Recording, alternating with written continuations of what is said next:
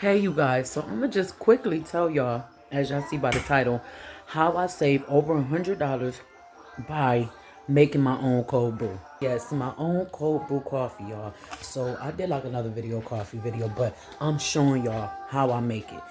For me, it's simple, especially if you don't have to buy a cold brew press, or if you don't even know what that is. Like, I was making mine before I knew what it was. It's easy, it's simple, and some people, hey, if it fits you, I just got my hair pulled back, y'all don't mind. But like, what happened? I didn't gel my little hair down, and it's just pulled back because it was giving me a little bit of headache at the top. That's why I don't wear weave, y'all, because any little speck of weave, anyways, y'all. So yes, how I turn regular coffee, any coffee you got, I'm out of my Starbucks, so Folgers was my favorite too. Like, that's definitely my first go-to, and if I can get a specialty coffee, yeah. But something simple regular coffee into your cold brew instead of sitting up here spending $6-7, because we know the economy now. Who got it like that to be spending $6 and $7 each morning on cold brew? And this is something you can do at night to already have your coffee in the morning. And depending on you and your toppings, if you like whipped cream or heavy whipped cream and stuff like that, you can literally save yourself over $100 if you're a coffee drinker by just spending like 10 to 15, maybe $20, like I said, depending on you, on certain items and saving, like literally saving a buck. So first, I start off literally by just, making some coffee, boiling, brewing coffee, cold brew, brewing some coffee, because that's pretty much what you're doing. Like if you want to go fancy, like I said, you can obviously get you a cold press or cold brew coffee machine. They got them on Amazon for maybe $25. So that's still a way to save you some money. But then you would get the ground coffee, the whole coffee beans. They don't have to be ground. I believe you can get either the whole beans or it could be ground, like, already in this consistency. But this is for people that,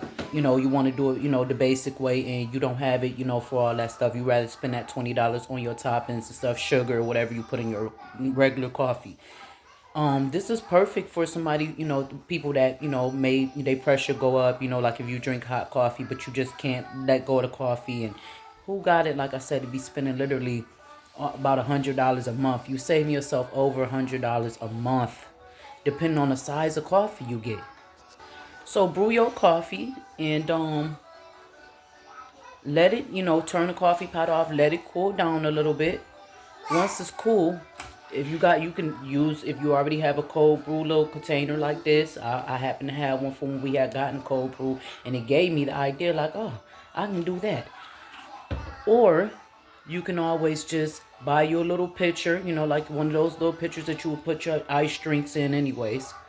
Label it, do whatever you got to do. They got a machine, for pretty cheap, or I'm sure Amazon, Walmart, dollar store. I'm sure you wouldn't have a problem getting one of those. Next, go ahead, once this is nice and cooled down, I'm letting mine cool right now. I like to have it already ready. And pour it into your handy dandy of choice cold brew coffee container.